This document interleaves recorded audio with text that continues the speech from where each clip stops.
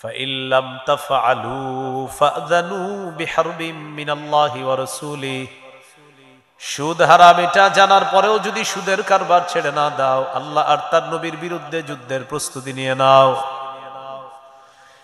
ইউকালু লিআকিলির রিবা ইয়াউমাল কিয়ামাতি খুসিলাহাকা লিল হার।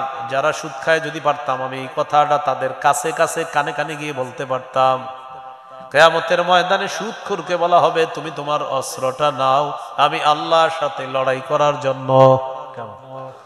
সুদখোরকে কিয়ামতের মাঠে বলা হবে, ও সুদখোর তুমি তোমার অস্ত্র নাও, অস্ত্র নাও, আমি আল্লাহর সাথে লড়াই করবা, নবীর সাথে লড়াই করবা, তুমি তোমার অস্ত্র নাও। কিয়ামতের মাঠে বলা হবে। এগুলো 1 নাম্বার ভয়াবহতা। 2 নাম্বার, বলেন যারা সুদ খায় এই অবস্থায় যদি মারা যায়, কিয়ামতের ময়দানে কবর থেকে পাগল অবস্থায় উঠবে। কি অবস্থায় উঠবে? সূরা বাকারা 275 নম্বর আয়াতে আল্লাহ বলেন, আল্লাযীনা ইয়াকুলুনা আর-রিবা লা ইয়াকুমুনা ইল্লা কামা ইয়াকুমুল্লাযী ইয়াতাখাব্বাতুহুশ শাইতানু মিনাল মাস। যারা সুদ খায় তারা কবর থেকে কিয়ামতের ময়দানে এমন অবস্থায় উঠবে, দেখলে মনে হবে শয়তানের স্পর্শে তারা পাগল হয়ে গেছে। যালিকা বিআন্নাহুম ক্বালু ইন্নামাল বাইউ মিসলুর রিবা। আল্লাহ তাআলা বলেন এটা এই কারণে তারা দুনিয়ার মধ্যে বলতো ব্যবসা সুদের মতো। বলেন নাউযুবিল্লাহ। ব্যবসা কিসের মতো? সুদের মতো। আসলে কি সুদের মতো?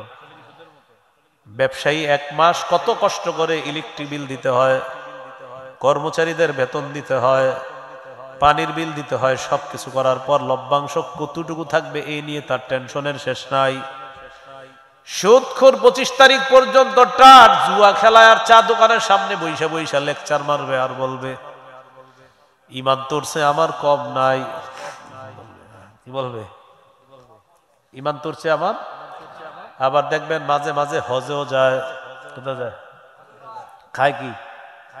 যায় কই? বলেন বলেন। খায় সুদ, যায় হজে। এরকম খায় সুদ, যায় হজে। এই قال رسول الله صلى الله عليه وسلم ما من قوم يظهر فيهم الربا। কোন এলাকার মধ্যে যদি সুদের কারবার বেড়ে যায়, ইল্লা উখিযু বিসানা, ওই এলাকার মধ্যে দুর্ভিক্ষের গজব আসে, এলাকার কৃষকরা আগের মতো ফসল পায় না, মাছের খামার যাদের আছে আগের মতো মাছের মধ্যে বরকত পায় না, ব্যবসায়ী তার হালাল ব্যবসায় বরকত পায় না, অপরাধ পাশের মানুষটা সুদ খায়, এই জন্য আল্লাহ তাদেরকে এই অর্থনৈতিক দুর্ভিক্ষ দ্বারা পাকড়াও করেছেন। এই জন্যই তো আগে বললাম আমাদের পুরা রাষ্ট্রটাই হলো সুদ আর সুদ, পুরা রাষ্ট্র। ইয়া আইয়ুহাল্লাযীনা আমানুত্তাকুল্লাহ وذروا ما بقي من الربا إن كنتم مؤمنين। আল্লাহ তাআলা বলেন, হে ঈমানদারগণ, তোমরা আল্লাহকে ভয় করো, যদি তোমরা মুমিন হও সুদের কারবার ছেড়ে দাও। আয়াত নাজিল হওয়ার পর আল্লাহ নবী আয়াতটির বিষয়বস্তু মক্কায় পাঠিয়ে দেয়। সাকিফ গোত্র, মাখজুমি গোত্র, উভয় গোত্র যখন জানছে, আল্লাহ আয়াত নাজিল করেছেন যদি তোমরা মুমিন হও সুদের কারবার ছেড়ে দাও। সাকিফ গোত্র সাথে সাথে জবাব দেয়, নাতুবু ইলাল্লাহ ওয়া নাযারু মা বাকিয়া মিনার রিবা। এই মুহূর্তে আল্লাহর কাছে তওবা করলাম, ওয়াদা করলাম আর কখনো সুদের কারবার করব না, অতীতের সুদী কারবার আজকে থেকে ছেড়ে দিলাম। তওবা করলাম, সুদের কারবার করব না, সুদ থেকে আমরা ফিরে আসলাম। তো আল্লাহ কি বলছে? ইয়া আইয়ুহাল্লাযীনা আমানু, হে ঈমানদারগণ। তাহলে এখানে আমরা সবাই কি? আপনারা আছেন মাঠে? সুদের ওয়াজ ছাড়া অন্য সব ওয়াজে সুবহানাল্লাহ আলহামদুলিল্লাহর আওয়াজ কিন্তু জোরে থাকে। আর সুদের ওয়াজে আপনার মনে হবে যে 20,000 মানুষও যদি থাকে 20 জনও নাই মাঠে, এরকম কিন্তু মনে হয়। তা আপনার টেনশন করেন না বিষয়টা। অন্য ওয়াজ যদি হইতো তখন সুবহানাল্লাহ বলতে বলতে এলাকা ফাইটা যেত। আর যখন বললাম যে আমরা ইমানদার কিনা, এখন কি বলেন? ইমানদার? আল্লাহ ডাক দিছে কি বইলা? আচ্ছা, কি বইলা ডাক দিছে? সুদ ছাড়তে বলছে কাদেরকে? আমরা কি? আচ্ছা, তাহলে সুদ ছাড়তে বলছে কাদেরকে? সবাই বলতেছেন তো? তো দেখেন কি বলে, ইয়া আইয়ুহাল্লাযীনা আমানু, হে ঈমানদারগণ, ইত্তাকুল্লাহ, তোমরা আল্লাহকে ভয় করো, ওয়াদারু মা বাকিয়া মিনার রিবা, সুদের কারবার ছেড়ে দাও, ইন কুনতুম মুমিনিন, যদি তোমরা মুমিন হও সুদের কারবার ছেড়ে দাও। প্রথমে আমাদের পরিচয় নিয়ে আল্লাহ ডাক দিলেন হে ইমানদারগণ, পরিচয় নিয়েই তো আল্লাহ ডাক দিলেন হে ইমানদারগণ, জি আল্লাহ আমরা ইমানদার, যদি মুমিন হও সুদের কারবার ছেড়ে দাও। ডাক দিলেন ইমানদার বলে, আর বললেন যদি মুমিন হও সুদের কারবার ছেড়ে দাও। ডাক দিছি কি বলে? তো ইমানদার বলে ডাক দিয়ে বলতেছে যদি মুমিন হও সুদের কারবার ছেড়ে দাও। ডাক দিলেন ইমানদার বলে, এটা বইলা বলতেছে আসলে যদি মুমিন হও সুদের কারবার ছেড়ে দাও। তার মানে ওয়াজটা যারা যারা শুনতেছে, যারা সুদ খায়, যদি মুমিন হয় তাহলে কি ছেড়ে দিতে হবে? আল্লাহ তৌফিক দান করেন। সমাজে কিছু সুদ আছে, চক্রবৃদ্ধি সুদ। আপনার কাছ থেকে নিবে 100 টাকা, 10 টাকা সুদ, হে আবার 100 টাকা আরেক জায়গায় লাগাবে 20 টাকা সুদ। বুঝছেন? মানে আজীব সিস্টেমের সুদ। এইটা একটা। আরেকটা হলো আগামী শনিবার টাকা দেওয়ার কথা, ভাই ইকো দিয়েন না, ভাই ইকো দিয়েন না, আগামী শনিবার টাকা দেওয়ার কথা। তো আগামী শনিবার টাকা দিতে না পারলে বাড়বে, কিন্তু যদি শনিবারে না দাও তো বাড়বে। রবিবার হয়ে গেলে আরো বাড়বে, সোমবার হয়ে গেলে আরো বাড়বে। বিশিষ্ট সুদখোর 25 তারিখের পরে আপনারে ফোন দিয়ে জানায় দিবে, আব্দুর রহিম ভাই ঠিক আছে তো, সব মনে আসেনি তো, আল্লাহ দিলে ইনশাল্লাহ শনিবার, ইনশাল্লাহ আল্লাহ দিলে আবার কইতেছে শনিবার কিন্তু আর বেশি দিন বাকি নাই, 1 তারিখ আসতে আর বেশি দিন বাকি নাই। তো যাই হোক, আমাকে দুইজনের লেনদেনগুলো সবসময় স্বচ্ছ হয়, আর আপনারা আমি সবচেয়ে ভালো পাইছি লেনদেনের মধ্যে করে সুদি কারবার বলতেছে আপনি শুনুন। তো যাই হোক ভাই, আপনারা আমি খুব বিশ্বস্ত মানুষ হিসাবে জানি, তো ইমান আকীদা ঠিক রাখেন আল্লাহর হস্তে, কোনো ধরনের কিন্তু খামখেয়ালি করেন না। আপনি 1 তারিখে টাকাটা দিয়ে দিয়ে সুদ করে ইমান শিখায় আরেকজন। সূরা আলী ইমরানের 130 নম্বর আয়াতে আল্লাহ বলেন, ইয়া আইয়ুহাল্লাযীনা আমানু লা তাকুলুর রিবা আদআফাম মুদাআফা, হে ইমানদারগণ তোমরা সুদ খেও না, চক্রাকারে বৃদ্ধি করে তোমরা সুদ খেও না, তোমরা বাড়ায় বাড়ায় সুদ খাও না, কম বেশি সব ধরনের সুদ হারাম। আবার অনেকে বাড়ায় বাড়ায় সুদ খায়, আল্লাহ বলেন এটাও করবা না। সূরা বাকারার 276 নম্বর আয়াতে আল্লাহ বলেন, ইয়ামহাকুল্লাহুর রিবা ওয়া ইউরবিস সাদাকাত, আল্লাহ তাআলা সুদকে ধ্বংস করে দেয়, সদকাকে আল্লাহ বাড়ায় দেয়। সূরা রুমের মধ্যে আল্লাহ বলেন, ওয়া মা আতাইতুম মির রিবাল ইয়ারবুয়া ফি আমওয়ালিন নাস ফালা ইয়ারবু ইনদাল্লাহ, আল্লাহ তাআলা বলেন তোমরা যেই সম্পদ সুদ হিসাবে মানুষকে দাও, মানুষের সম্পদ বাড়ার জন্য যেই সুদের অংশ দাও, ফালা ইয়ারবু ইনদাল্লাহ, আল্লাহর কাছে এটা বাড়ে না। তোমরা মানুষকে যেই সুদি অংশটা দাও মানুষের সম্পদ বাড়ার জন্য, আল্লাহর কাছে এটা বাড়ে না। ওয়া মা আতাইতুম মিন যাকাতিন তুরিদুনা ওয়াজহাল্লাহ, আল্লাহকে খুশি করার জন্য যে যাকাত তোমরা দাও, ফাউলাইকা হুমুল মুদঈফুন, এই যাকাত দেওয়ার মাধ্যমে যাকাত দাতা দুনিয়ার মধ্যে তার সম্পদ বাড়ায় নেয়, আখিরাতে বহু গুণে সওয়াব বৃদ্ধি করে নেয়। সত্যি করে বলবেন, সুদে আসলে আমাদের চোখে দেখতে কি মনে হয়? টাকা কমে না বাড়ে? সুদে দেখতে টাকা কি হয়? বাড়ে। আর যাকাতে টাকা কমে। বাহিরের আওয়াজ কি বাইরে গেছে? বাহিরের আওয়াজ, এই যে উপরের আওয়াজ কমান, উপরের আওয়াজ কমান। হ্যাঁ, উপরে এখানে একটা ক্লাস হবে, হ্যাঁ একটা ক্লাস হবে, এরকম নিয়ন্ত্রিত আওয়াজ রাখেন, তো ফাটানো হবে না, আপনি আওয়াজ নিয়ন্ত্রণ রাখেন। হ্যাঁ, সুদ দেখলে কি মনে হয় বাড়ে, আল্লাহ বলে বাড়ে না। যাকাত দেখলে মনে হচ্ছে কমে, আল্লাহ তাআলা বলে বাড়ে। বলেন আল্লাহর কথাই চূড়ান্ত সত্য কথা।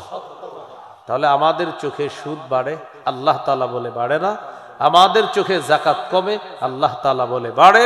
আল্লাহর কথাই চূড়ান্ত সত্য কথা। এখন কথা হলো, আমাদের দেশটা সুদ ভিত্তিক রাষ্ট্র ব্যবস্থা। আমাদের দেশ এখনো কি ভিত্তিক? কত পার্সেন্ট জানি মুসলমানের দেশ এটা?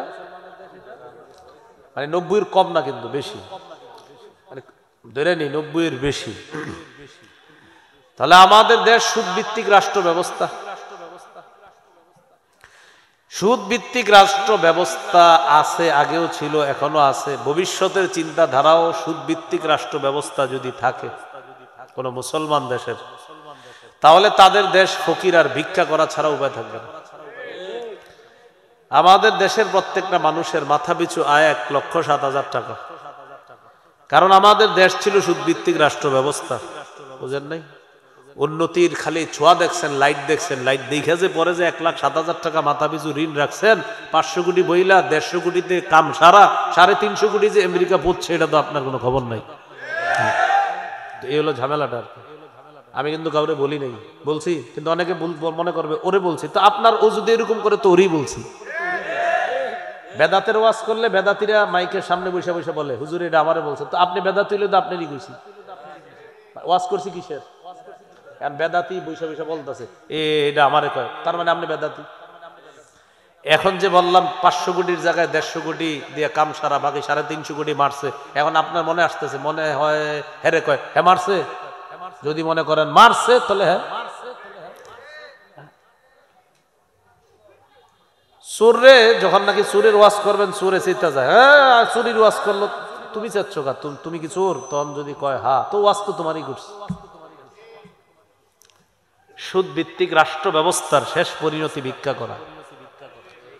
বিপরীত দিকে যাকাত ভিত্তিক রাষ্ট্র ব্যবস্থার শুভ পরিণতি ধনী হওয়া, যার শ্রেষ্ঠ প্রমাণ আফগানিস্তান। 3 বছর আগে আফগানিস্তানকে কেউ গণে নাই, এখন আফগানিস্তান কাউরে গণে না। 3 বছর আগে সবাই বলছে আমরা তাদেরকে সমর্থন দিচ্ছি না, তাদের পাশে আমরা থাকছি না। এখন আফগানিস্তানকে বলে আফগানিস্তান আপনাদের সাথে একটু সুসম্পর্ক বজায় রাখতে চাই। আফগানিস্তান বলে এখন সময় নেই, পরে কথাবার্তা যাওয়ার হবে। মার্সিডিজ গাড়ি বানায় দেখায় তাদেরকে, এরা এর চেয়ে দামি গাড়ি বানায় দেখায় দিস। হেলিকপ্টার বিমান কে চালাবে এই নিয়ে প্রশ্ন তুললো, পাগড়ি বাইন্দা হেলিকপ্টার বিমান চালায় দেখায় দিস। নারীরা রাস্তায় নামছে অধিকার আদায়ের জন্য। আফগান সরকার বলছে রাস্তায় নামছো কা? আমরা আমাদের অধিকার চাই। কি অধিকার? আমরাও কামাই করব, আমরাও বেতন নিব। আগে কত পাইতা? এত।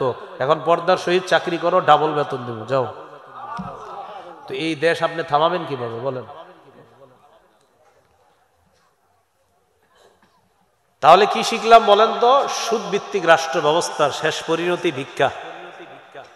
যাকাত ভিত্তিক রাষ্ট্র ব্যবস্থার শুভ পরিণতি ধনী হওয়া। এবার আমার সাথে বলেন, বলেন সুদে ফকির আরো ফকির হয়, যাকাতে ফকির ধনী হয়। একজন ধনী মানুষ 100 জনকে সুদে টাকা দিচ্ছে। এই 100 জন কিস্তি সুদ পরিশোধ করতে করতে বেচারারা জমি জায়গা বেচে, ঘর বাড়িও বেচে। এরকম কি হিস্টোরি শুনছেন আপনারা? তাহলে একজন ধনী হলো সুদে, 100 জন ফকির হলো। আপনারা 10 জন টাকাওয়ালা একজনকে জাকাত দিলেন, 50,000 টাকা করে জাকাত দিলেন একজনকে, 5 লাখ টাকা পাইলো। ও আগামী বছর জাকাত দিবে। তাহলে সুদে ফকির আরো ফকির হয়, জাকাতে ফকির ধনী হয়। আমাদের বাংলাদেশে যদি 1 বছর সঠিকভাবে ধনীরা জাকাত দেয়, পরের বছর সুদ বলবে জাকাত তুমি ভালো থেকো, আমি বিদায় নিই। বলেন এই জন্য বলেন আজকে থেকে 3টা দোয়া বেশি বেশি করব। 1, আল্লাহ কিয়ামতের আগে বাংলাদেশে আর কোন নারী প্রধান চাই না। কি প্রধান চাই না? সবাই বলেন কেন? বলেন আরো জোরে বলেন, পুরো এলাকারে শোনান, বলেন। নবীজি জবাব দিতেছে। নবীজি বলেন লা ইউফলিহা কওমুন ওয়াল্লাউ আমরাহুম ইমরাআতান। নবীজি বলেন ওই জাতি কিছুতেই সফল হবে না যেই জাতি তাদের নেতৃত্বে কোনো নারীকে বসায় দেয়। 47 জন প্রেসিডেন্ট পরিবর্তন করলো, একজনকেও তারা নারী বসাইলো না। দুনিয়ার এই দেশে ওই দেশে নারী বসায় দেয়, আর আমাদেরকে গোলামির জিনজির পরায়া তারা রাজা সাইজা আমাদেরকে গোলাম বানাইতে চায়। মুসলমান এখনই শপথ নিতে হবে, আর গোলামের জিনজিরে আবদ্ধ থাকা যাবে না। ভবিষ্যতে নারী শাসক কোনোভাবেই যেন না হয়। এই জন্য কি করণীয়? হুজুররা গুতাগুতি না করে এখনই এক হওয়ার সময়। এই যে সুযোগ ইসলামী দলগুলোর জন্য, এই সুযোগ আগামী 50 বছরে আসবে কিনা আল্লাহ ভালো জানে। এই সুযোগ যদি ইসলামী দলগুলা কাজে লাগাইতে না পারে, বাস ওই এই হাত পাতার যুগ চলতেই থাকবে। আরো এই জন্য ইসলামী মনা দলগুলা যারা, এরা এই সুযোগ কাজে লাগাতে হবে। এই সুযোগটা কি করতে হবে? কাজে লাগাতে হবে। আল্লাহ তৌফিক দান করা। তাহলে আমরা কি দোয়া করলাম? 1 নাম্বার, আর কোন নারী শাসক চাই না। 2 নাম্বার বলেন আল্লাহ বাংলাদেশে শরিয়া আইন চাই। শরিয়া আইন চায় না তারা কোন না কোন অপরাধে, অপরাধী যারা, বলেন শরিয়া আইন চায় না তারা কোন না কোন অপরাধে, অপরাধী যারা। চোর শরিয়া আইন চাইবে না, হাত কাটা যাবে। ধর্ষক শরিয়া আইন চাইবে না, পাথর মারা হবে অথবা তাকে বেত্রাঘাত করা হবে। সিনেমা যারা করে নায়ক নায়িকা, তারা শরিয়া আইন চাইবে না, কারণ শরিয়া আইন প্রতিষ্ঠিত হলে কোনো নারীর শরীরে স্পর্শ করতে পারবে না। এই জন্য কোনো বাটপার অপরাধীরা শরিয়া আইন চাইবে না। শরিয়া আইন প্রতিষ্ঠিত হলে বিগত দিনের চুরির বিচার করতে করতে হাইকোর্টের মেয়াদ শেষ হয়ে যাবে। এই জন্য শরিয়া আইন চায় না তারা কোনো না কোনো অপরাধে অপরাধী যারা। 3 নাম্বার দোয়া করবেন, আল্লাহ আমাদের দেশে এমন একজন শাসক দেন, যেই শাসক মৌলিক 4টি কাজ করবে। নামাজ কায়েম করবে, যাকাতের বিধান চালু করবে, সৎ কাজের আদেশ করবে, অসৎ কাজের নিষেধ করবে। কয় কাজ মৌলিক করবে? এইরকম দোয়া করতে হবে। এখন আপনি এমন একজনকে বসাইতেছেন, হে নিজে নামাজ পড়ে না, তো এখন তাহলে কি হবে? তাহলে 4 গুণওয়ালা একজন শাসক আল্লাহর কাছে চাইতে হবে। সূরা হজের 41 নম্বর আয়াতে আল্লাহ বলেন, আল্লাযীনা ইম্মাক্কান্নাহুম ফিল আরদি আকামুস সালাহ ওয়া আতাউয যাকাতা ওয়া আমারু বিল মা'রুফি ওয়া নাহাউ আনিল মুনকার। আল্লাহ তাআলা বলেন, যাদেরকে আমি রাষ্ট্র ক্ষমতায় বসাই তাদের মৌলিক কাজ হবে 4টা। 1 নাম্বার নামাজ কায়েম করা, 2 নাম্বার যাকাতের বিধান চালু করা, 3 নাম্বার সৎ কাজের আদেশ করা, 4 নাম্বার অসৎ কাজের নিষেধ করা। আল্লাহ এই 4 গুণওয়ালা একজন শাসক আপনি দিয়ে দেন। তাহলে এই দোয়াটা করতে হবে, বলেন ইনশাআল্লাহ। এবার চলেন আমরা জানি সুদের ভয়াবহতা কি। কিসের ভয়াবহতা? সুদের ভয়াবহতা। সুদের 1 নম্বর ভয়াবহতা, যে ব্যক্তি সুদ হারাম এটা জানার পরেও সুদি কারবারে জড়াবে, সে যেন আল্লাহ আর আল্লাহ রসুলের সাথে যুদ্ধের প্রস্তুতি নেয়। সূরা বাকারা 279 নম্বর আয়াতে আল্লাহ বলেন, ফাইল্লাম তাফআলু ফাযানু বিহারবিম মিনাল্লাহি ওয়া রাসূলিহি।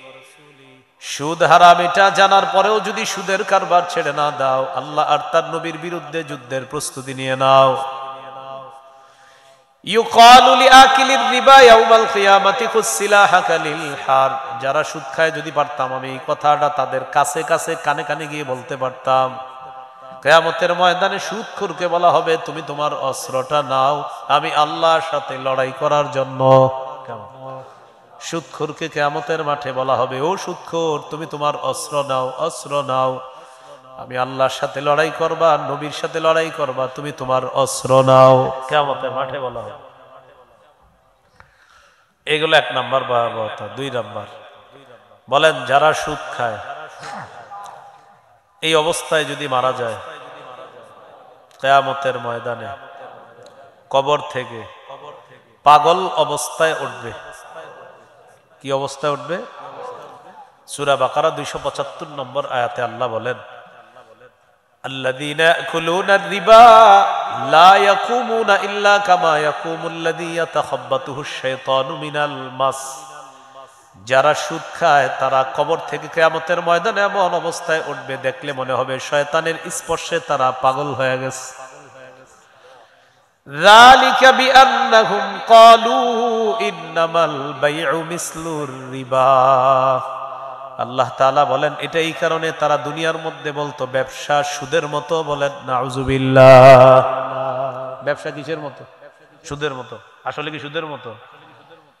ব্যবসায়ী এক মাস কত কষ্ট করে ইলেকট্রিক বিল দিতে হয়, কর্মচারীদের বেতন দিতে হয়, পানির বিল দিতে হয়, সবকিছু করার পর লভ্যাংশ কতটুকু থাকবে এই নিয়ে তার টেনশনের শেষ নাই। সুদখোর 25 তারিখ পর্যন্ত টাট জুয়া খেলায় আর চা দোকানের সামনে বৈশা বৈশা লেকচার মারবে আর বলবে ঈমান তোরছে আমার কম নাই। কি বলবে? ঈমান তোরছে আমার।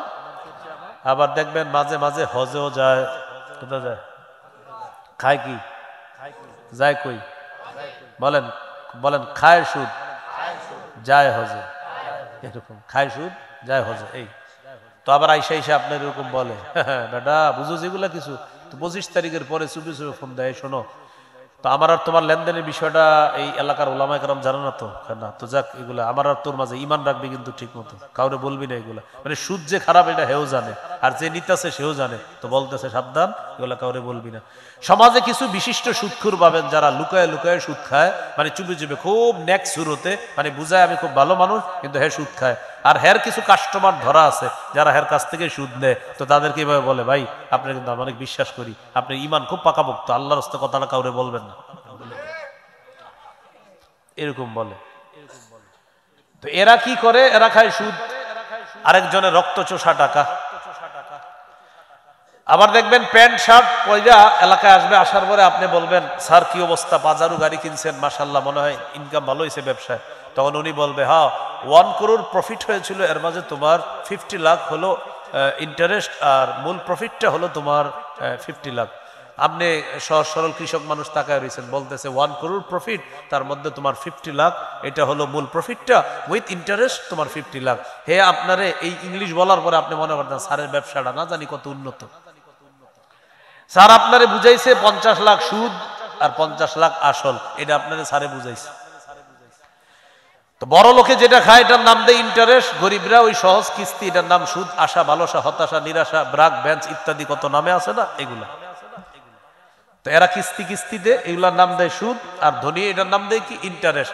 ধনী যেটার নাম ইন্টারেস্ট দেয় আর গরিবেরটার নাম সুদ। সুদ সুদ এটা যদি ধনী মানুষও খায়, প্যান্ট শার্ট কোট প্যান্ট পরে থাকলে আর বলবেন তুমি বিশিষ্ট সুদখোর।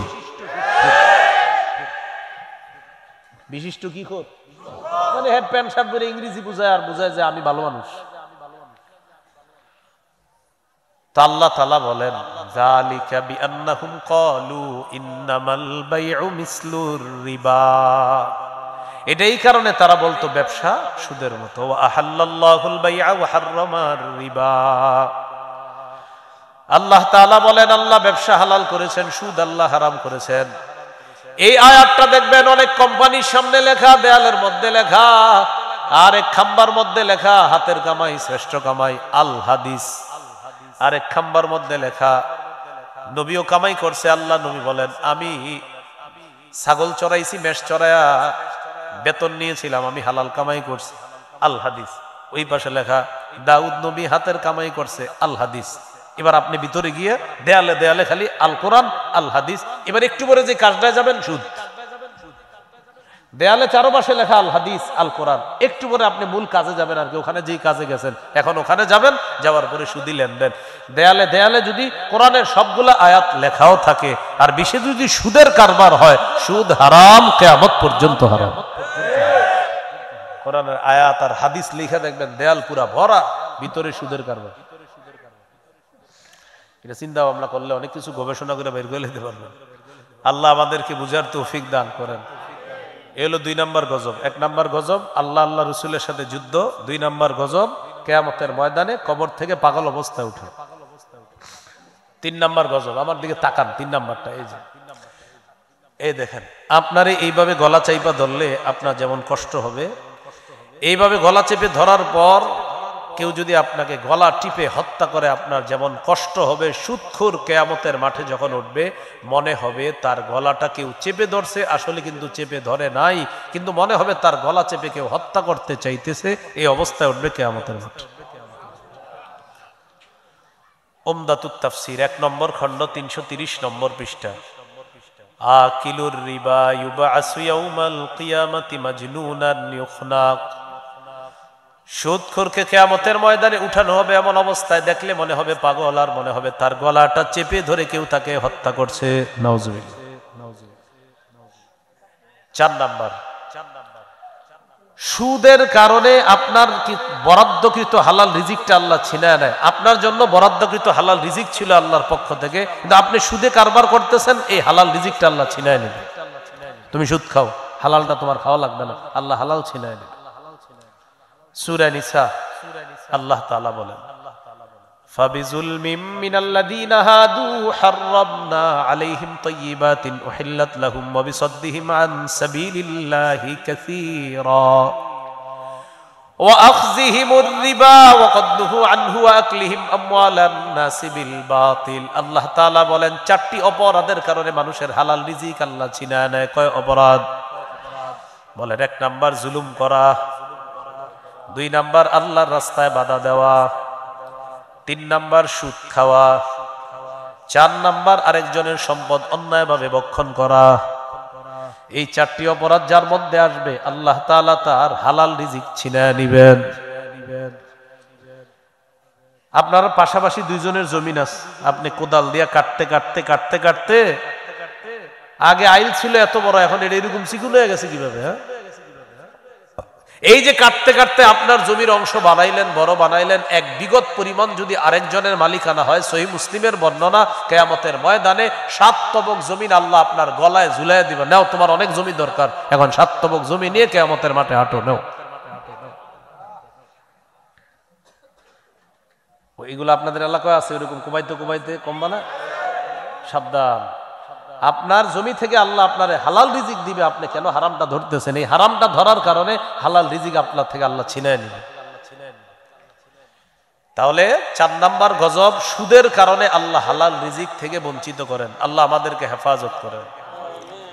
5 নাম্বার গজব, বলেন কোন এলাকায় যদি 2টি অপরাধ বেড়ে যায়, 1 ব্যভিচার, 2 সুদের কারবার, ওই এলাকায়, এই চর কাকইর মনে করেন এলাকায় আল্লাহ আযাব দিতে চান না, কিন্তু সুদখোরেরা আল্লাহর আযাব টাইনা নিয়ে আসে। এই এলাকায় আপনারা অনেক ভালো মানুষ আছেন, আল্লাহ তাআলা গজব দিতে চান না, সুদখোরেরা আর ব্যভিচারকারীরা আল্লাহর গজব টেনে নিয়ে আসে। আল্লাহ দিতে চায় না, কিন্তু টেনে নিয়ে আসে এরা। আত-তারগীব ওয়াত-তারহীব কিতাবের নাম, 3 নম্বর খণ্ড 69 নম্বর পৃষ্ঠা। قال رسول الله صلى الله عليه وسلم, নবীজি বলেন, মা মিন কওমিন ইয়াযহারু ফীহিমুর রিবা, কোন এলাকার মধ্যে যদি সুদের কারবার বেড়ে যায়। অন্য বর্ণনায় ইযা যাহারাজ জিনা ওয়ার রিবা ফি ক্বরিয়াতিন ক্বাদ আহাল্লু বিআনফুসিহিম আযাবাল্লাহ।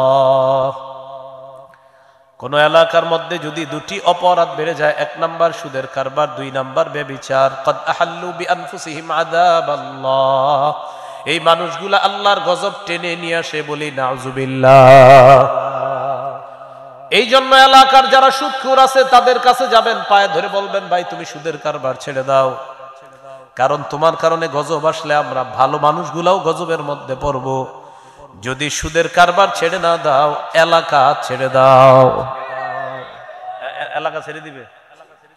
হ্যাঁ, আরে বলেন, এলাকা ছাড়বে? যে সুদ খায় ওর কারণে আপনাদের ভালো মানুষের উপরে গজব আসে, তোরে গিয়ে বলবেন সুদের কারবার ছাড়ো অথবা এলাকা ছাড়ো। কি ঠিক? এলাকা ছাড়া ঠিক? তো হে তো আরেক এলাকায় গিয়ে সুদ খাবে, ওই এলাকা তো গজব আসবে। আপনাদের ভাইরাস আপনারা দূর করবেন, এটার আরেক জায়গায় পাঠাবেন। এটা পুরা ভাইরাস, এটা অ্যালার্জি। এই অ্যালার্জি এলাকায় রেখে এটারে ঠিক করেন, এটার পায়ে ধরেন, এটার হাতে ধরেন, ভাই তুমি সুদ খাও না, এগুলো 5 নম্বর গজব। 6 নম্বর গজব, বলেন কোন এলাকায় সুদের কারবার যদি বেড়ে যায়, ওই এলাকায় দুর্ভিক্ষের গজব আসে। কৃষক আগের মতো ফসল পাবে না, মা বোনরা আগে শীতকালে লাউ পাইতো যেই কয়টা, এগুলা পায় না। মা তার সন্তানকে দুধ পান করানোর মতো দুধ পাবে না, লেকটোজেন 1 2 3 4 5 কিনে খাওয়াতে হবে। কেন? সুদখোরের কারণে। সুদখোর জবাব দেন ওই বাচ্চার কি অপরাধ আপনার কারণে ও ওর মায়ের পবিত্র খাদ্য পায় না। সুদ ছাড়েন, সুদ ছেড়ে দেন। আপনি যা করতেছেন সুদের কারণে আপনি অনেকগুলা মানুষকে কষ্ট দিচ্ছেন। কেন এটা করতেছেন? মুসনাদে আহমদ হাদিসের কিতাব 17822 নম্বর হাদিস, ক্বালা রাসূলুল্লাহ সাল্লাল্লাহু আলাইহি ওয়াসাল্লাম, মা মিন কওমিন ইয়াযহারু ফীহিমুর রিবা, কোন এলাকার মধ্যে যদি সুদের কারবার বেড়ে যায়, ইল্লা উখিযু বিসসানা, ওই এলাকার মধ্যে দুর্ভিক্ষের গজব আসে। এলাকার কৃষকরা আগের মতো ফসল পায় না। মাছের খামার যাদের আছে আগের মতো মাছের মধ্যে বরকত পায় না। ব্যবসায়ী তার হালাল ব্যবসায় বরকত পায় না। অপরাধ, পাশের মানুষটা সুদ খায়। এই জন্য আল্লাহ তাদেরকে এই অর্থনৈতিক দুর্ভিক্ষ দ্বারা পাকড়াও করেছেন। এই জন্যই তো আগে বললাম আমাদের পুরা রাষ্ট্রটাই হলো সুদ আর সুদ। পুরা রাষ্ট্র, পুরা রাষ্ট্র কি সুদ আর? এই জন্য কোনো শান্তি নেই দেখবেন। হ্যাঁ, প্রতিদিন একটার পর একটা বিশৃঙ্খলা আছেই তো আছে। কেন? শরিয়া আইন যতদিন না হবে, আবু বকর, ওমর, উসমান, আলীর সেই যুগ যতদিন ফিরে না আসবে। কারণ আমরা 90 ভাগ মুসলমান, 90 ভাগের মুসলমানের দেশে বুঝে আসুক না আসুক, এখানে ইসলামী হুকুমত থাকতেই হবে যদি শান্তি চাই। আর যদি আপনি বলেন না হুজুর এইটা সারা শান্তি আসবে, লিখে রাখেন, কয়েকশো পৃষ্ঠাব্যাপী খাতা থাকলে লেখেন। বড় বড় অনেকে আমার বিরোধিতা করতে পারেন না, আমি ছোট বয়স নিয়ে বলছি, আপনি লিখতে পারেন। খেলাফত ব্যবস্থা ছাড়া মুসলমানদের ভাগ্য পরিবর্তন হয় না, হতে পারে না, হবে না। আমার এই বক্তব্যের বিরোধিতা করবে অনেকে, কিন্তু না, আপনি করেন। আমি তো বলছি আপনি লিখে রাখেন, আমি তো চিরদিন বাঁচবো না। আপনি লিখে রাখেন, খাতা আনেন, খাতা কলমে লেখেন। বলতে পারেন হাজার হাজার মিনিট টাইম আমি নষ্ট করে পড়াশোনার আলোকে বলতেছি, এছাড়া আপনার শান্তি আসবে না। আবার বিকল্প অনেকে বলবে এটা না, এটা ঠিক না, ওটা ঠিক না। আপনি আসেন, আপনি বিকল্প ব্যবস্থা, বললাম তো শান্তি আসবে সাময়িক, 1 সপ্তাহ থাকবে, 2 দিন থাকবে, 3 দিন থাকবে, গজব আসবে। চূড়ান্ত শান্তি চান, খেলাফত ব্যবস্থার বিকল্প না। আবু বকর, ওমর, উসমান, আলীর যুগ, সেই যুগ ফিরে আনতে হবে। যদি আপনি বলেন আপনি মুসলমান, আর যদি বলেন অন্য কিছু, তাহলে আমার বক্তব্য নেই। এটা আফগানিস্তান বুঝছে। কারা বুঝছে? আফগানিস্তান অভিভাবক বানাইছে সঠিক জায়গায়। আমরা অভিভাবক বানাই কারে? এক তাগুত ছাড়ি আর একটারে ধরি, বৃষ্টি থেকে বাঁচার জন্য ঝর্ণার নিচে এসে দাঁড়াই। এই জন্য ভাগ্য পরিবর্তন হয় না। সূরা বাকারা 257 নম্বর আয়াত, 3 পারা 2 নম্বর পৃষ্ঠার শুরু আয়াত, আল্লাহু ওয়ালিয়ুল্লাযীনা আমানু, ঈমানদারদের অভিভাবক আল্লাহ। সূরা মাঈদার 51 নম্বর আয়াত, 6 পারা 16 নম্বর পৃষ্ঠার শুরু আয়াত, ইয়া আইয়ুহাল্লাযীনা আমানু লা তাত্তাখিযুল ইয়াহুদা ওয়ান নাসারা আউলিয়া, হে ঈমানদারগণ তোমরা ইহুদি খ্রিস্টানদেরকে অভিভাবক রূপে গ্রহণ করো না। আল্লাহ তাআলা বললেন আল্লাহ হলেন ঈমানদারের অভিভাবক, আবার আল্লাহ বললেন ইহুদি খ্রিস্টানদেরকে অভিভাবক বানায়ো না। এই জন্যই তো বললাম এক তাগুত ছাড়লাম, আরেক তাগুত ধরলাম, পশ্চিম ছাড়লাম, পশ্চিমা ধরলাম, পশ্চিম ছাড়লাম, পশ্চিমা ধরলাম। এক তাগুতের রশি থেকে মুক্ত হয়ে আরেক তাগুতের রশির কাছে গলাটা সঁপে দিলাম। ভাগ্য পরিবর্তন হবে না, চূড়ান্ত ভাগ্য পরিবর্তন হবে না। ইসলামী হুকুমত ছাড়া মুসলমানের ভাগ্য পরিবর্তন হবে না, এটা নিশ্চিত থাকে। আল্লাহ বুঝার তৌফিক দান করেন। 6 নম্বর গজব মনে আসেনি? সুদ বাড়বে, দুর্ভিক্ষ আসবে। আমাদের দেশের সব মানুষ এখন হাহাকার। কারো ব্যবসা, হুজুর ব্যবসা কেমন চলছে? হুজুর বললেন না, কোনো ব্যবসায়ী ভালো নাই, খোঁজ নিয়ে দেখেন। কেন কেন ভালো নাই? পুরো দেশটা, রাষ্ট্রটা হয়ে গেছে সুদভিত্তিক রাষ্ট্র। গজব নাম্বার 7, যারা সুদ খায় দোয়া করি এই অবস্থায় যেন মৃত্যু না হয়, আগে যেন তওবা করে। কিন্তু কারো যদি সুদী অবস্থায় মৃত্যু হয়ে যায়, কিয়ামত পর্যন্ত তার পেটের মধ্যে সাপ থাকবে, এই সাপ নিয়ে তার বাস বরজখের জগৎ চলবে, আর কিয়ামতের মাঠে শাস্তি তো বাকি আছে। সুদখোরের পেটে কি থাকবে? সাপ। সাপ খান, আরো বেশি করে খান। ইবনে মাজার হাদিস 2273 নম্বর হাদিস, قال رسول الله صلى الله عليه وسلم أتيت ليلة أسري بي على قوم মেরাজের রাতে একদল মানুষের পাশ দিয়ে অতিক্রম করলাম, মানুষগুলার দিকে তাকাইলাম, তাকায়া দেখলাম বুতুনুহুম কালবুয়ুত, তাদের পেটগুলা বিশাল বড় বাড়ির মতো। পেট কিসের মতো? বাড়ি, পেট বাড়ির মতো। ফিহা আল হাইয়াত তুরা মিন খারিজি বুতুনিহিম, পেটের বাহির থেকে পেটের ভিতরে দেখা যায় বিশাল বড় বড় সাপ দৌড়ায়। আমি প্রশ্ন করলাম মান হাউলা ইয়া জিবরিল, জিবরিলেরা কারা? জিবরিল আমিন জবাব দেয় হাউলাই আকালাতুর রিবা ইয়া রাসূলুল্লাহ, হুজুর এরা হলো সুদখোরের দল, কিয়ামত পর্যন্ত তাদের পেটের মধ্যে সাপ থাকবে। আওয়াজ দিয়ে বলি নাউজুবিল্লাহ। এরা সুদখোরের দল, কিয়ামত পর্যন্ত এদের পেটে সাপ থাকবে। এলো 7 নাম্বার গজব। গজব নাম্বার 8, আল্লাহ না করেন, আল্লাহ না করেন যদি সুদি লেনদেন অবস্থায় মারা যায়, মা আছে কাদের জীবিত? প্রিয় ভাইয়েরা, হাত নামান। সুদ খাওয়া, আপন মায়ের সাথে বিয়ে করা মানে ব্যভিচার করা। ইবনে মাজাহ 2274 নম্বর হাদিস, আর রিবা সাবউনা হুবা আইসারুহা আইয়ান কাহার রাজুল উম্মাহ, সুদের গুনাহের 70টা শাখা, সর্বনিম্ন শাখা হলো আপন সন্তান আপন মাকে বিয়ে করা মানে ব্যভিচার করা। মা যারা আমার বয়ান শুনতেছেন, আপনার সন্তানকে নিষেধ করেন তুই সুদ খাবি না। স্ত্রীরা আপনার স্বামীকে বলেন আপনি সুদ খাবেন না। ছেলে যারা আছেন বাবাকে বলেন সুদ খাবেন না। মাকে প্রতি মাসে মাসে প্যান্ট শার্ট পাঞ্জাবি কিনে দেওয়ার দরকার নাই। বছরে যদি পারেন হালাল টাকায় শুধু ঈদে পাঞ্জাবি দিলে হবে, তাও যদি হারাম টাকায় হয় আমার লাগবে না। টিউশনি করে চলেন, অটো চালান, বাইক চালায় মানুষকে নেন, আপনি ভাড়াটা নেন, আপনি হালাল কামাই করেন। যুবক যারা আছেন বাপেরে বলেন আব্বা হারাম টাকা আমারে দিয়েন না, আপনি আমি আমার মতো কামাই করব, আপনি আমাকে হারাম টাকা দিয়েন না। মেয়ে যারা আছেন বাপেকে বলেন প্রতি সপ্তাহে সপ্তাহে কসমেটিক্স লাগবে না, আমার হারাম টাকায় হালাল টাকায় পারলে আমাকে দিয়েন। এইভাবে যদি কোনো মেয়ে ছেলে স্ত্রী আর মা তার ওই পরিবারের ইনকাম সোর্স যে মানুষটা তাকে নিষেধ করে, এই লোকটা রাতের বেলা বালিশে মাথা লাগায় ভাববে মা চায় আমি সুদ না খাই, স্ত্রী চায় আমি সুদ না খাই, ছেলে মেয়ে চায় আমি সুদ না খাই। আরে যাদের জন্য সুদি টাকায় আমি হাত দেই তারাই যখন চায় আমি সুদ না খাই, ঠিক আছে এটা ছেড়ে দিলাম, সবাই মিলেমিশে হালাল ভাবে কষ্ট করে আমরা চলবো। আমি আশাবাদী পারিবারিক সাপোর্ট যদি ইনকাম সোর্সের মানুষটা পায়, তিনি সুদ থেকে খুব দ্রুত ফিরে আসবেন ইনশাআল্লাহ। এইভাবে আপনি সাপোর্ট করেন। এগুলো 8 নাম্বার। 9 নাম্বার গজব, যে ব্যক্তি সুদি লেনদেন অবস্থায় মারা যাবে, এক তো পেটে সাপ থাকবে, দ্বিতীয়ত হলো এই সাপ নিয়ে সে কিয়ামত পর্যন্ত রক্তের একটা নদীতে সাঁতার কাটবে, কিয়ামতের আগে সে নদীর কিনারায় পৌঁছতে পারবে না। সহিহ বুখারীর বর্ণনা 2085 নম্বর হাদিস। ফজরের নামাজের পর রাসূল সাল্লাল্লাহু আলাইহি সাল্লাম সাহাবীদের দিকে ফিরে বসলেন। সাহাবীদের দিকে ফিরে বসার পর আপনারাও দেখবেন এই এলাকার মসজিদের ইমাম সাহেবরা ফজরের পর সালাম ফিরে মুসল্লিদের দিকে ফিরে বসে, বসে না?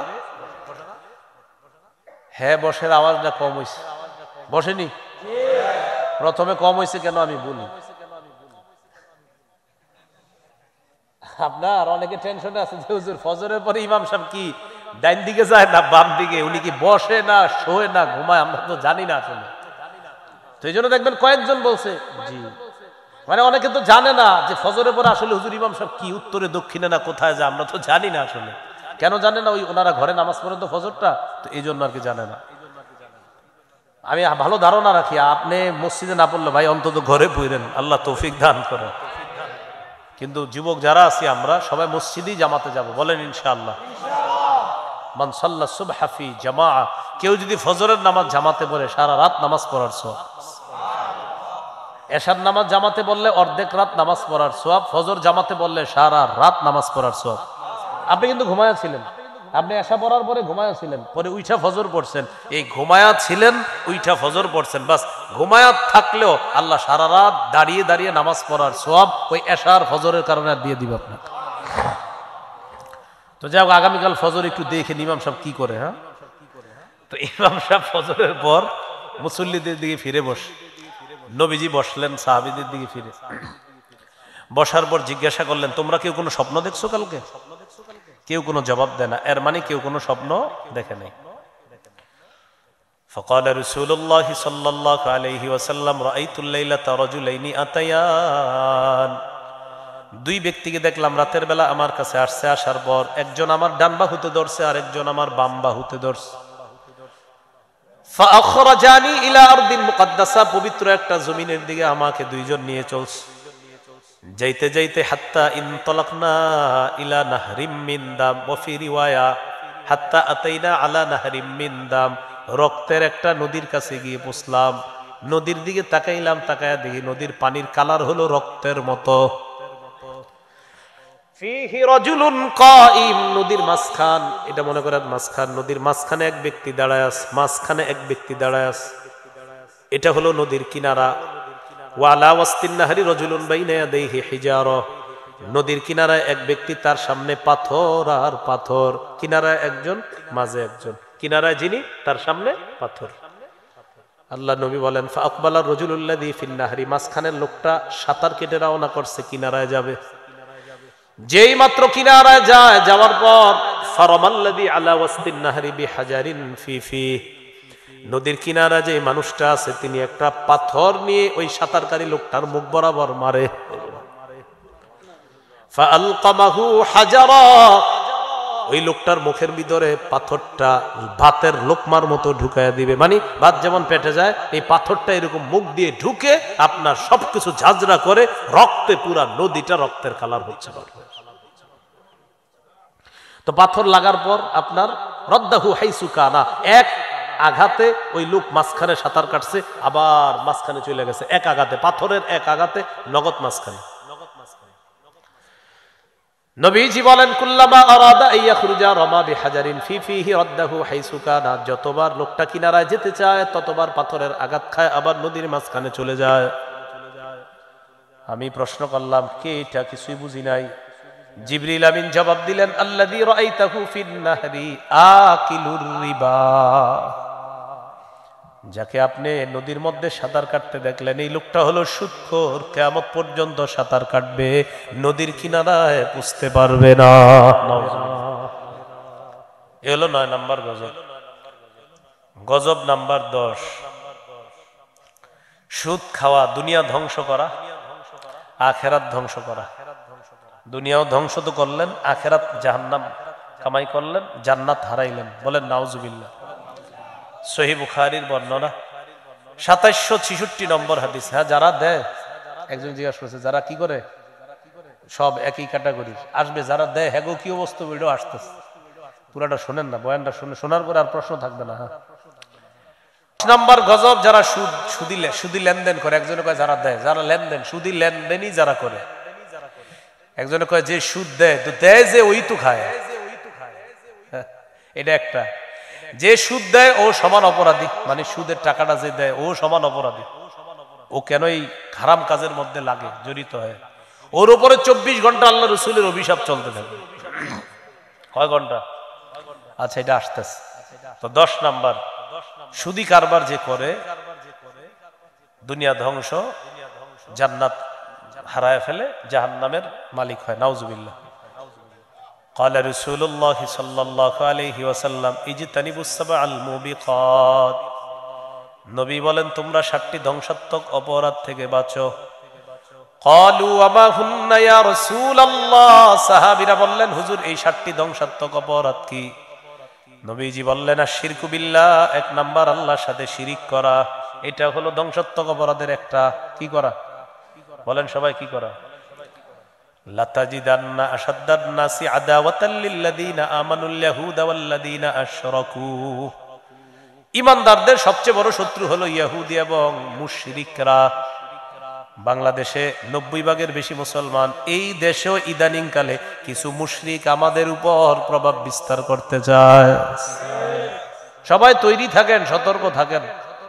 এই জাতীয় মুশরিক যারা আছে এদেরকে দমানোর জন্য বাংলাদেশের এখনো সুযোগ আছে। পররাষ্ট্র নীতিতে বাংলাদেশ কিছু বুঝতে হবে, না বুঝলে যারা বুঝে এদেরকে ডাকেন। পোরার ডিমের পররাষ্ট্র নীতি কি করতেছে না করতেছে কিছুই বুঝতে,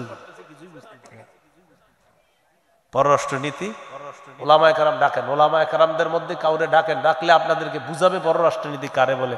বসছেন ঘোড়ার ডিমও বুঝেন না পররাষ্ট্রনীতি। চীনের সাথে আর পাকিস্তানের সাথে সম্পর্ক ভিত্তি মজবুত করেন, মাঝখানে যেটা আছে এটা ছাগলের 3 নাম্বার বাচ্চার মতো লাফানো শুরু করেন।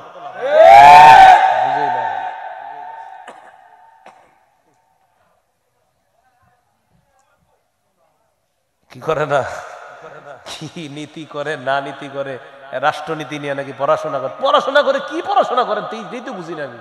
রাষ্ট্রনীতি আমরা তো পড়ি না, আসেন রাষ্ট্রনীতি কারক আপনার খালি কতক্ষণ বলে আপনি দেখবেন কি আমরা পুইরাই এগুলো তো পাইলাম না। পাইবেন কেমনে, পড়েন নাই তো। হেদায়া একটা কিতাব আছে, কি কিতাব? হেদায়া। মাওলানা 2 বছর আগে পড়ায় না। এই কিতাব ছাত্রদেরকে রাষ্ট্রনীতি যত নীতি আছে সব পড়ায় দেয় এখানে। আমাদের কবি মাদ্রাসার ছাত্রদেরকে মাওলানা 2 বছর আগে যত নীতি বলবেন, সমাজনীতি, অর্থনীতি, রাষ্ট্রনীতি, এই নীতি ওই নীতি সব নীতি পড়ায় দেয়। কয় বছর আগে মাওলানা? 2 বছর আগে। তো বুঝেন বেটা মাওলানা হইলে কোথায় যায়। মুশরিক সবচেয়ে বড় শত্রু। 7টি অপরাধ ধ্বংস করে ছাড়বে আমাদের। 1 নাম্বার শিরিক। এই বছর শিরিককে যেভাবে শুভেচ্ছা জানানো হয়েছে, এই বছর যারা জানান নাই মনে যে ভুল করছেন, নাম লিস্টি হইতে পারে যে কেন জানান নাই, এরকম শিরিকের শুভেচ্ছার হিরিক লেগে গেছে। চোখে পানি এসে পড়ছে আমার যে শিরিকে এই পরিমাণ শুভেচ্ছার হিরিক লাগছে, মুসলমান এটা করলো কিভাবে, পারলো কিভাবে। এ হলো 1 নাম্বার শিরিক করা। 2 নাম্বার সিহরু, জাদু করা। 3 নাম্বার কতলুন নাফসিল্লাতি হারামাল্লাহু ইল্লা বিল হাক্কি, অন্যায় ভাবে কাউকে হত্যা করা। 4 নাম্বার আকলুর রিবা, সুদ খাওয়া। 5 নাম্বার আকলু মালিল ইয়াতীম, এতিমের সম্পদ অন্যায় ভাবে ভক্ষণ করা। 6 নাম্বার তাওয়াল্লি ইয়াউমাজ যাহফি, জিহাদের ময়দান থেকে পলায়ন করা। 7 নাম্বার কযফুল মুহসানাতিল মুমিনাতিল গাফিলাত, সতীসাদী মুমিন নারীর উপর মিথ্যা অপবাদ দেওয়া। সতীসাদী মুমিন নারীর উপর মিথ্যা অপবাদ। পুকুরের দক্ষিণ পাশের এক মেয়ের বিয়ে ঠিক হয়েছে, মেয়েটা আসলে ভালো, আপনাদের এলাকাবাসীও সাক্ষী দেয় মেয়েটা ভালো। তো বিয়ে ঠিক হওয়ার পর আমাদের সমাজের কিছু মানুষের অবস্থা এমন, আরেকজনের একটা মেয়ে ভালো জায়গায় বিয়ে হোক, এটা আবার পাশের ঘরের পছন্দ করে না। সবাই না, ক্ষেত্র বিশেষ। এখন দেখেন এই যে আমি এই কথাটা বললাম, এখন অনেকে বলবো হুজুর এটা আপনি কেন বললেন? ভাই আপনারই বলছি আমি, আপনারই অভ্যাস আসেনি সেটা বলেন। যদি বলেন না তো আপনার লাগলো কেন, তার মানে আপনার অভ্যাস আছে এটা। এই বিষয়টা না আমি মানে বুঝাইতে পারি না অনেক সময়। তো কি করে মেয়ের বিয়ে ঠিক হয়েছে, এখন ওই বরের পক্ষের একটা নাম্বার কিভাবে যেন কালেক্ট করে ফোন দেয়, আসসালামু আলাইকুম। ওয়ালাইকুম সালাম, মাদারীপুর অমুক এলাকার পুকুরের দক্ষিণ পাশের একটা মেয়ের বিয়ে ঠিক হয়েছে আপনার ছেলের সাথে, শুনলাম। কবে বিয়ে? হ্যাঁ জি আগামী শুক্রবারে বিয়ে। তো মেয়ের সবকিছু জানছেন তো? মেয়ের কি জানবো? কয় না কিছু বলে নাই। কি বলবে? কয় তাহলে আপনারা সব ডিটেলস বলে নাই কিছু, মেয়ের বাপ বা পরিবারের লোকেরা বিস্তারিত কিছু বলে নাই? কি বলবে? ও আচ্ছা, তাহলে আপনারা জেনে শুনে আগান নাই না। আচ্ছা ঠিক আছে রাখি, সালাম আলাইকুম। কামায় গেছিলি, দুনিয়া বরবাদ করলেন, আখিরাত বরবাদ। কযফুল মুহসানাতিল মুমিনাতিল গাফিলাত, একটা সতীসাদী মুমিন নারী মেয়ের উপর মিথ্যা অপবাদ দিয়ে দিলেন, আপনি তার বিয়ে ভেঙে দিলেন, আল্লাহ আপনাকে ছাড়বে না। এই 7টা অপরাধ ধ্বংস করে, এর মধ্যে একটা হলো সুদ খাওয়া। এইগুলো 10 নম্বর গজব। গজব নাম্বার 11, বলেন যে সুদ খায়। এবার বলেন যে সুদ দেয়, যে সুদ নেয়, যে সুদের কারবার লেখে। এটা 3 বার বলেন। যে সুদের কারবার লেখে 3 বার বলেন। আবার বলেন, আবার বলেন। অ্যাকাউন্টের ছাত্র যারা আছেন তারাও বলেন, বলেন। কোথায় কমার্সের ছাত্ররা কোথায়? কি যে সুদের কারবার, আরো জোরে বলেন। লেখে, হ্যাঁ। আর যে সুদের সাক্ষী দেয়, এই 4 জন। যে সুদ দেয়, যে সুদ নেয়, যে সুদের কারবার লেখে লেখে লেখে লেখে, আর যে সুদের সাক্ষী দেয়। 4 শ্রেণীর উপর আল্লাহ নবীর অভিশাপ। নাসাইর বর্ণনা 5103 নম্বর হাদিসে আল্লাহ নবীর বর্ণনা। আলী রাদিয়াল্লাহু তাআলা আনহু বলেন, আন্না রাসূলুল্লাহ সাল্লাল্লাহু আলাইহি ওয়াসাল্লাম লানা আকিলার রিবা ওয়া মুকিলা ওয়া কাতিবা ওয়া শাহিদা। যে ব্যক্তি সুদ নেয়, যে সুদ দেয়, যে সুদের কারবার লেখে, যে সুদের সাক্ষী দেয়, সবার উপর আল্লাহ নবীর অভিশাপ। নাউজুবিল্লাহ। আপনাদের সন্তান যারা পড়াশোনা করতেছে দোয়া করি তাদেরকে আল্লাহ হালাল চাকরির ব্যবস্থা করে দেন। সুদি কারবার আছে এমন জায়গায় যেন তাদের চাকরি না হয়, দোয়া করি। এগুলো 11 নাম্বার। 12 নাম্বার গজব, বলেন জেনে শুনে সামান্য সুদ খাওয়া, 36 বার ব্যভিচারের চেয়ে বড় গুনাহ করা। মুসনাদ আহমদ হাদিসের কিতাব 21957 নম্বর হাদিস, قال رسول الله صلى الله عليه وسلم درهم ربا يأكله الرجل وهو يعلم أشد من 36 زنا। জেনে শুনে 1 দিরহাম পরিমাণ সুদ খাওয়া, সামান্য সুদ খাওয়া, 36 বার জিনা করার চেয়ে বড় অপরাধ করা। এগুলো 12 নাম্বার। 13 নাম্বার গজব, নবী বলেন এমন একটা জামানা আসবে সবাই সুদ খাবে, যদিও সুদ না খায় সুদের হাওয়া সবার গায়ে লাগবে। কি বলছে? এমন একটা জামানা আসবে সবাই সুদ খাবে, না খাইলেও সুদের হাওয়া সবার গায়ে লাগবে। আবু দাউদের বর্ণনা 3331 নম্বর হাদিসের বর্ণনা, নবীজি বলেন লা ইয়াতিয়ান্না আলান নাসি জামান লা ইয়াবকা আহাদুন ইল্লা আকালা রিবা।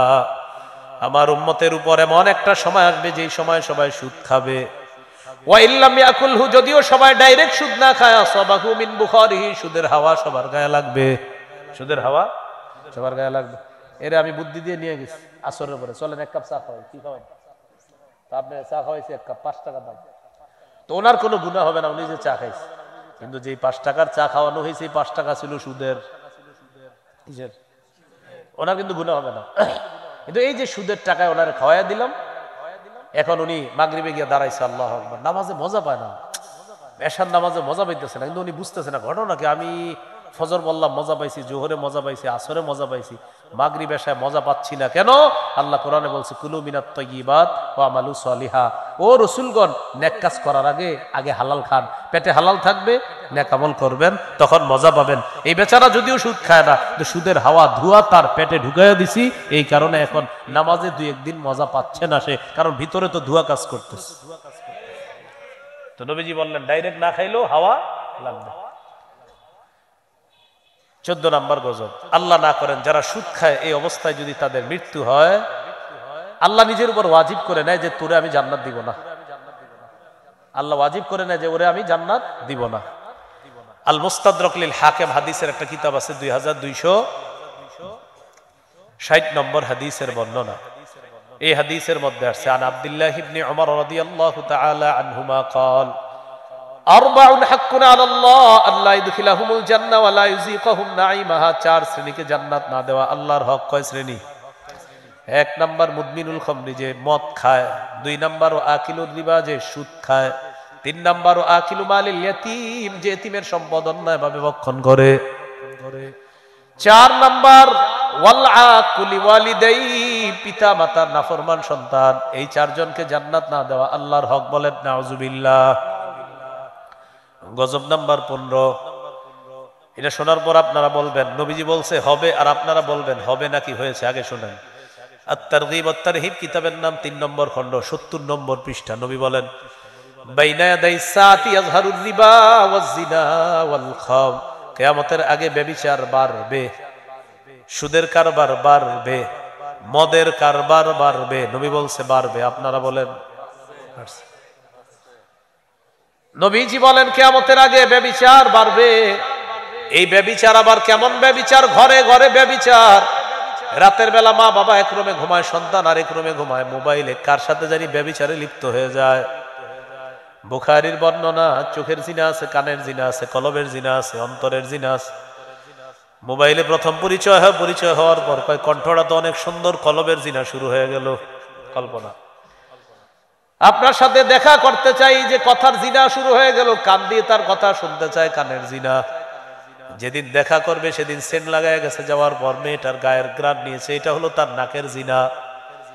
এবার মেয়েটাকে দেখতেছে চোখ দিয়ে, এটা হলো তার চোখের জিনা। যদি তার গায়ে স্পর্শ করে, এটা হলো হাতের জিনা। ওয়াল ফারজু ইউসাদ্দিকুহু যালিকা, লজ্জাস্থান জিনাটা বাস্তবে রূপ দেয়। বলেন নাউজুবিল্লাহ।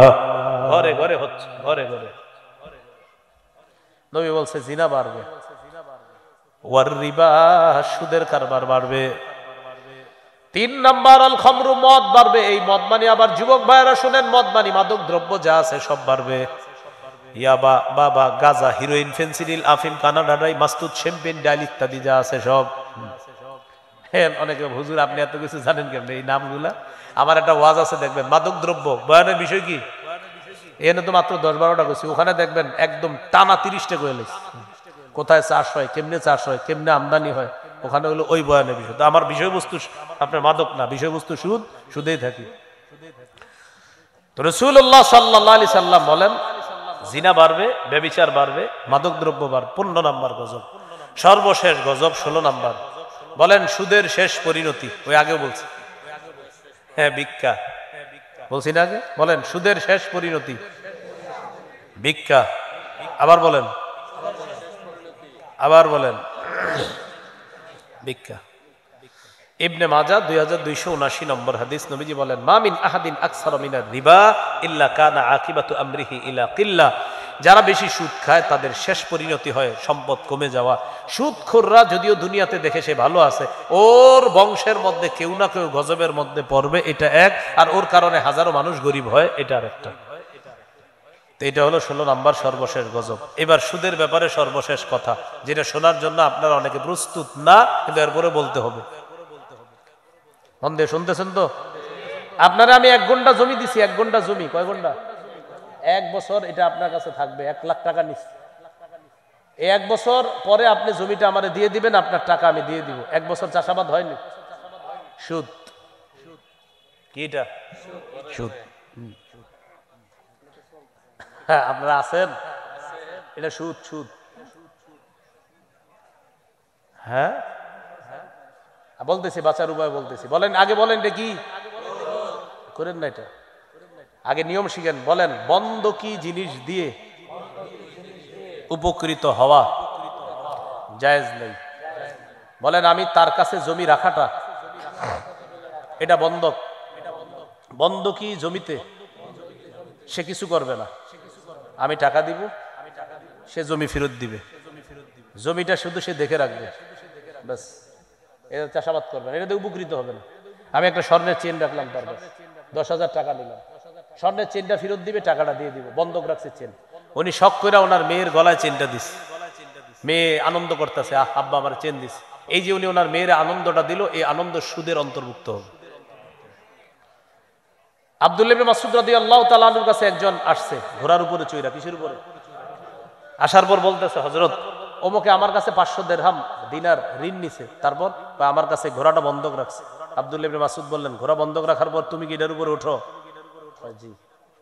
ইবনে মাসউদ বললেন ঘোড়ার উপরে যদি চড়াও অথবা নিজে চড়ো, তুমি যদি চড়ো বা কাউকে চড়াও, এটা সুদ হবে, কারণ ঘোড়া হলো বন্ধকি বস্তু, এটা দিয়ে উপকৃত হওয়া যায় না।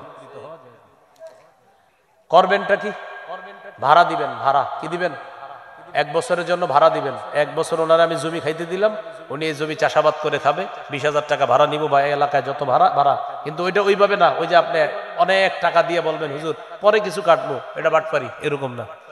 আপনি ভাড়া দিবেন যে 20,000 টাকা ভাড়া, ভাই 15,000 টাকা ভাড়া, তুমি জমি 1 বছর খাইবা, খাইয়া দিয়ে দিবা, বাস। এটা ভাড়া, তুমি এটা ওই যে যেরকম পুকুর নেন, পুকুর ভাড়া নেন ইত্যাদি, এগুলা।